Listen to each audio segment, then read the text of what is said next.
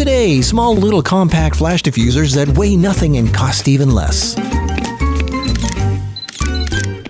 Alright, let's say you're walking around with a camera and a flash and you don't want to have the hard light that a flash produces and you want to soften the light a little bit, but you don't want to have like a big softbox and you want to have something portable that you can walk around with like a wedding photographer. What can you use that's small, that's portable, that you can actually put in your pocket or something that you can stick on your light, doesn't take up much space, that can give you a soft light? That's what we're going to cover today. Now I showed you this thing in another video right here. It's a cute little cheap modifier that you stick on your flash. It's like a little tiny little mini softbox.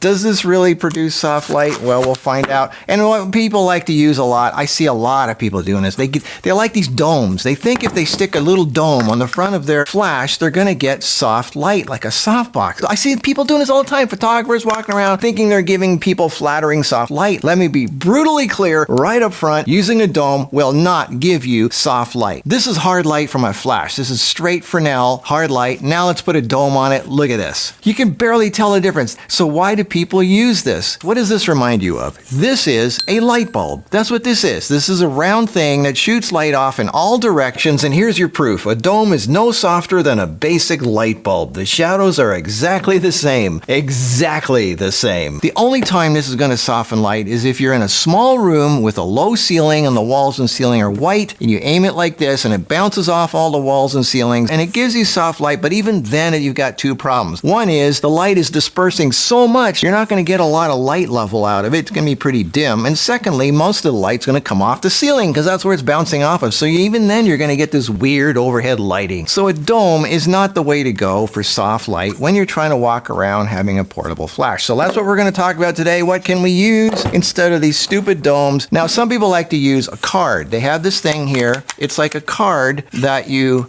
can change. This comes with a lot of kits. Some people like to just put an actual piece of paper or a cardboard, piece of cardboard or something. And the idea is you aim the flash and it bounces off the card. It diffuses the light and makes it flattering. The bigger the light source is, the softer the light. The smaller the light source is, the harder the light. This is not very big. Here's hard light right off of a bare flash, and here we're using the little card. The flash is aiming at the ceiling, so it's bouncing off the ceiling, and most of the soft light that you're getting is coming from above, which gives you this weird lighting. So here it is higher up and tilted forward. The lighting sucks. And look at the shadow on the wall. It's not that soft. Here it is a little lower, tilted forward. Also not good. Here it is tilted a little bit more. No. And here it is tilted straight up. Much better. But again, look at the shadow on the wall. Not very soft. Most of the soft light is coming off what's bouncing off the ceiling and the walls, not the card. If you were to take this card outside in bright open field somehow and you use this, it really wouldn't be doing much. So how does a dome compare with the card? The card is actually softer. Look at this. I'm telling you, a dome does not soften light. The dome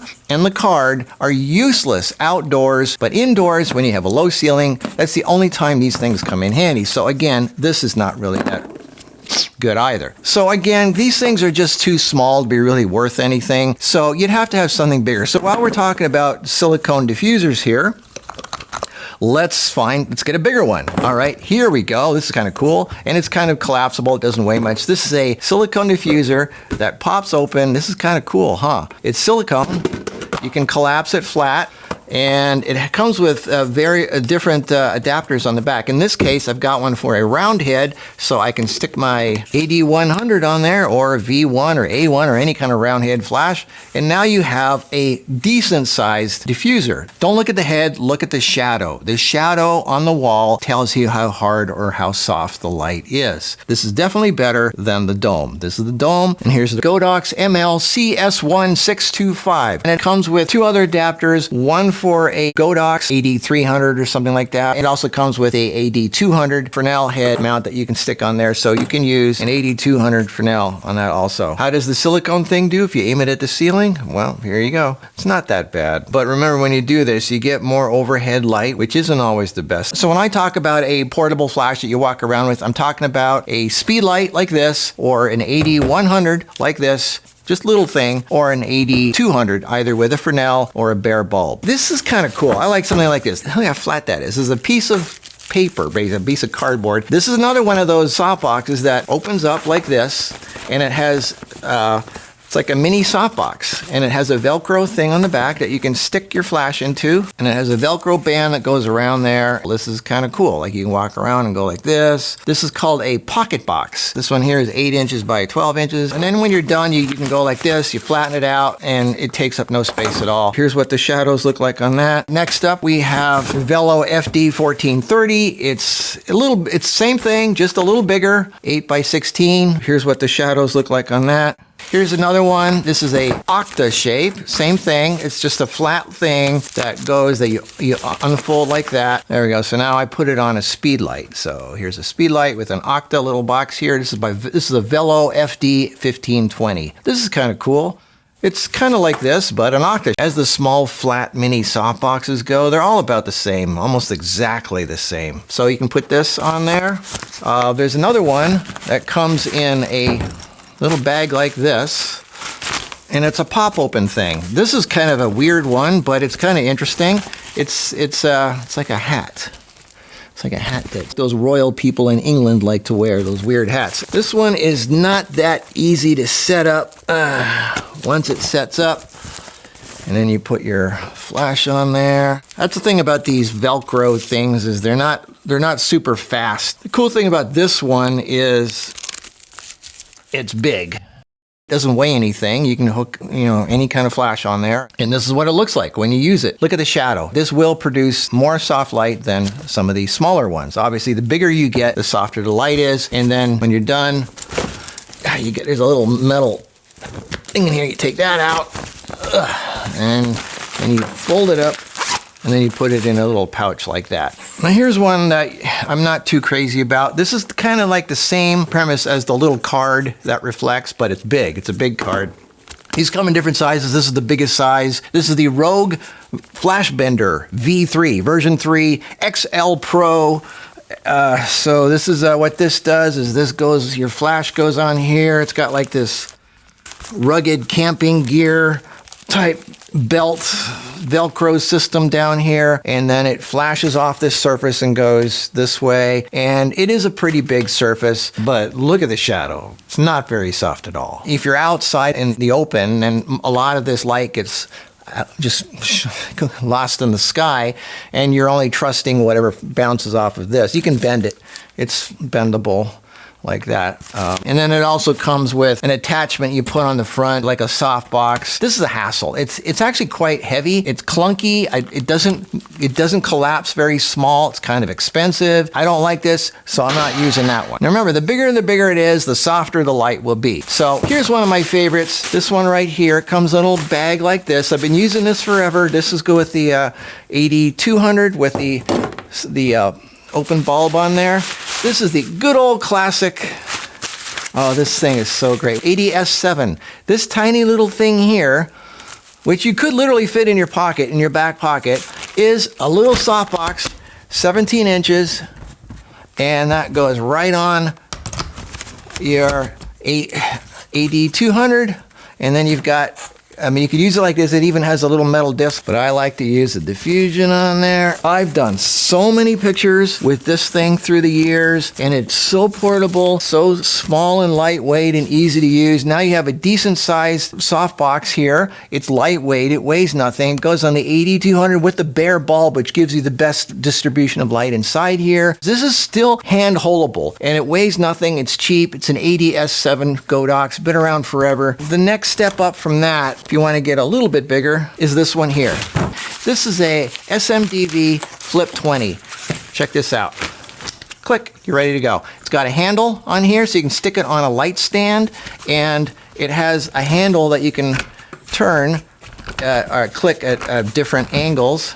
That's kind of cool. And the adapter in the back switches out, so you can put an adapter on here for an AD100 or an AD200 or a Speedlight, whatever you want. There's different adapters to go in the back of this thing. This is a 20-inch, and here's what it looks like. Look at that shadow on the wall. This is the softest light of all, obviously, because it's really big. It's still hand holdable. It's not that big. And then also, you can go up as big as you want. Here's a 24. This is a 20. This is a 24. This is still hand holdable. It weighs nothing. It's kind of cool. And hell, you could use a 32. Keep going. 32. Get as big as you want. But I'm talking about little things that you can literally put in your pocket or just carry around in your little bag or something. So I think this one is still categorically doable for that. And it's so, and then when you're done, you just go like that, and it's small. So that's I think for this video, that's as big as I would go, is the 20, and it gives you really soft light. The difference between the 20 and 24 isn't that much, but it's really big difference between this and a dome. Here you can see the difference going from a dome to a relatively small 22-inch softbox. Look at the shadows on the wall.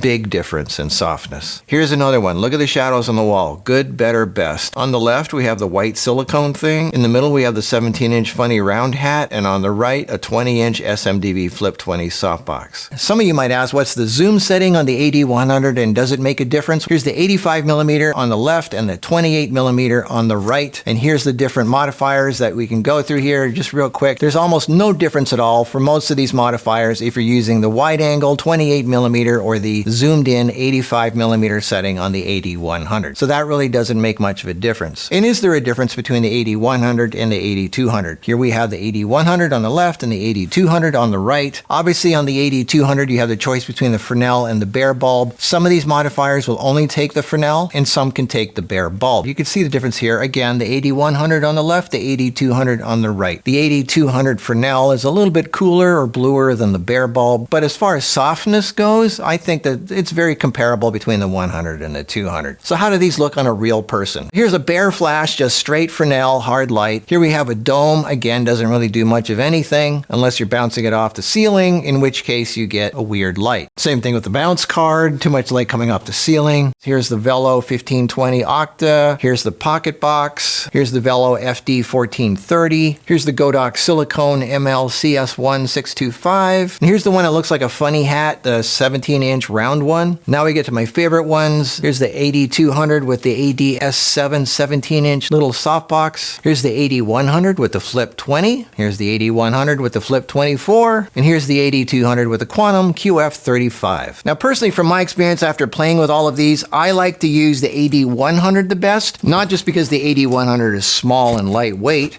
but because, let's say you're using a rectangular one here, you can actually turn it so you're diagonal. Like if the AD100 is on a light stand, let's say, you can turn it. You can turn this thing on here. It rotates, which is kind of cool. If you're hand holding, obviously it doesn't matter. And the AD100 weighs less than the 200, and it's almost as bright. I like the 100s personally. That's just me. As far as these foldable things go, they're okay, but they don't. The thing I don't like about them is it takes some fiddling to get to get them attached and get the Velcro strap, and there's 4 flaps that you have to get the Velcro around. It's not like you just go click and it's on. It takes some doing to get it on there. And the other thing I don't like about it is like these edges here, it folds up like this flap. Then when you unfold it, there's not like any metal edges on the back here. So these things, they tend to kink a bit right here. You don't get a straight shot of light from the, you have to kind of make sure they're straightened out as much as possible, but even see how there's like this weird kink. So there's no light that's going, because light only travels in straight lines. It's only going to hit like down to here and not up to here because of the kink. So these are okay. I mean, you can straighten it out as much as you can. I mean, it does kind of work. Your light bounces around in there, but it's not, I don't know. And the other thing is these are not that big. So all of these medium-sized ones, you get about the same amount of softness from them. And they're good. They're better than using a hard light, but these are not as soft as one of these, obviously, because these are bigger. So, yeah. So my favorite one by far for the AD100, it's the SMDV Flip 20 or 24 for hand holding. And for the AD200, it's the 17-inch ADS7. Or if you want something a little bit bigger, the 22-inch Quantum QF35. Same thing, it's just a little bit bigger than this one. Very, very small. I could literally stick this in my pocket if I wanted. Now the silicone one is kind of cool. I like it. It's really It's fun to play with. The only thing is, light's coming out the front, but it's also coming out the back, as opposed to these things where the light is forced to come out the front. Here you're wasting, this is basically also kind of like a light bulb. It shoots light in all directions. If you're in a small room, obviously you want a little bit of light bouncing off the walls and ceiling. So if you're inside, then that would be good. Anyway, so there you go. There's my